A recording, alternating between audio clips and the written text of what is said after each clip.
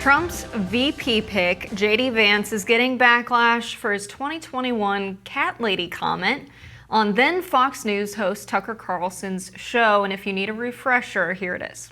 We're effectively run in this country via the Democrats, via our corporate oligarchs, by a bunch of childless cat ladies who are miserable at their own lives and the choices that they've made. And so they want to make the rest of the country miserable, too. And it's just a basic fact. You look at Kamala Harris, Pete Buttigieg, AOC, the entire future of the Democrats is controlled by people without children.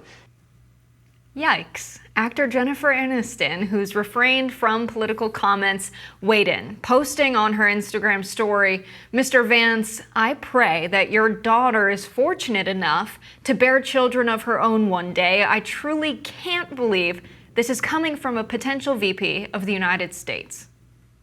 Alyssa Farah-Griffin, the conservative host on The View, also criticized J.D. Vance. Let's watch.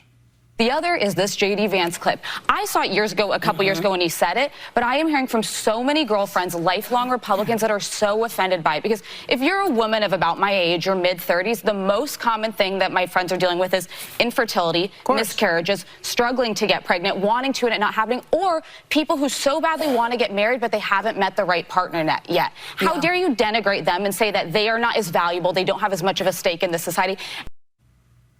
So who is J.D. Vance? A recent Associated Press Center survey found that 60% of respondents do not know who he is.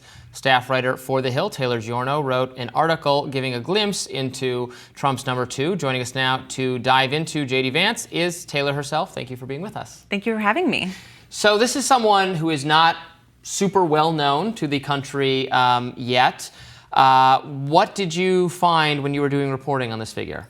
Yeah, so I'm the business and lobbying reporter at The Hill. I tend to look at how businesses and groups sort of look at these public figures that they're trying to influence in their daily lives. And right now, K Street is really struggling to decode this man who doesn't have an extensive legislative record. He was only elected to Congress in 2022, and he started in 2023.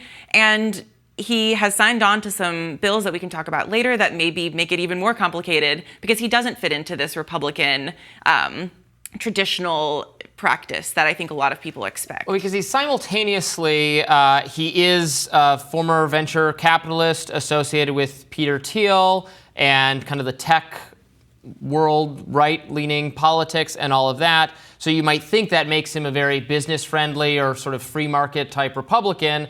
However, he also has been partnering with Democrats on some antitrust issues, breaking up big tech. He has had Lina Khan, the very Democratic, very progressive chair of the Federal Trade Commission, who has been, waging war on Amazon and Apple and everybody. He said she's doing a great job. So is there a through line in his philosophy, or is it just it's hard to tell? Well, I think in order to maybe get a sense of J.D. Vance, I maybe jumped the gun talking about sort of when he burst into the public space in 2022, but he didn't burst into the public space just in 2022. He actually really came to the national stage in 2016 when he published his book, Hillbilly Elegy, which really became popular actually among sort of like the quote unquote liberal elite, because he talked about his upbringing in suburban Ohio, but also spending time with his grandparents in Kentucky. And he talks about growing up amongst poverty and addiction.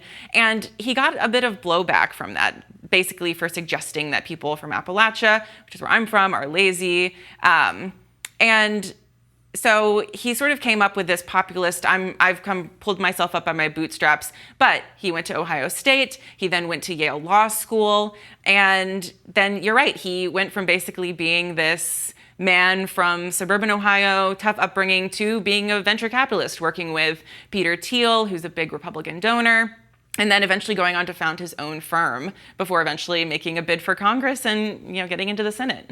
Now, he's been kind of called out for selling out the working class of America. I grew up in a working class family. A lot of our family struggled with addiction. His story is one that I think I relate to, a lot of people relate to. I don't relate to him selling out to venture capitalists and big business. He's been called Shillbilly effectively as a nickname now.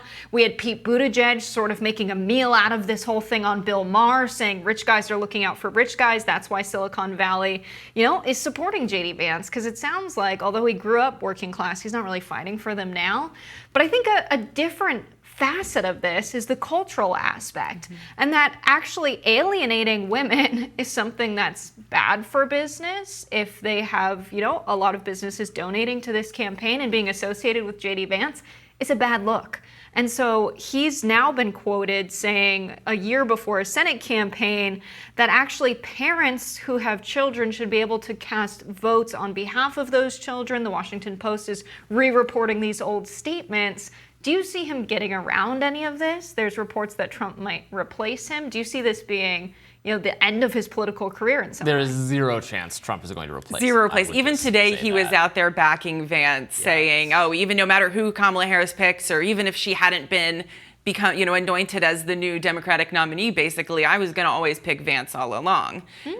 So I think that just like any other candidate in a very high-profile position, his past comments and statements are going to be picked over, and he's probably going to be positioning himself in every way possible to walk a fine line. I mean, you even saw him doing that on the RNC stage when he made the speech accepting his vice presidential nomination, basically trying to walk this fine line between saying, I am supporting workers, and also saying, but we need a country that's going to do great things for American business and industry. So the vice presidency is in many ways, until you're called into action, a more ceremonial role. You don't have the direct influence of maybe someone like the president. But I do think, moving forward in the campaign, he's going to probably try to mitigate some of those comments. And no matter what, you can say from a cultural perspective, he did his first campaign rally in Radford, Virginia, which is about 30 minutes down the road from where I grew up. About 1,000 people turned out, and there was a lot of energy in that crowd. And a lot of women included. They were saying, we're girls for Trump, we're girls for Vance. And I do think attaching himself to Trump in this way, who has also made his own controversial statements about women in the past and has clearly overcome them, I don't think he's going to have as much problem as maybe we would think. Yeah, should he have called Kamala Harris a crazy cat lady? No, obviously not.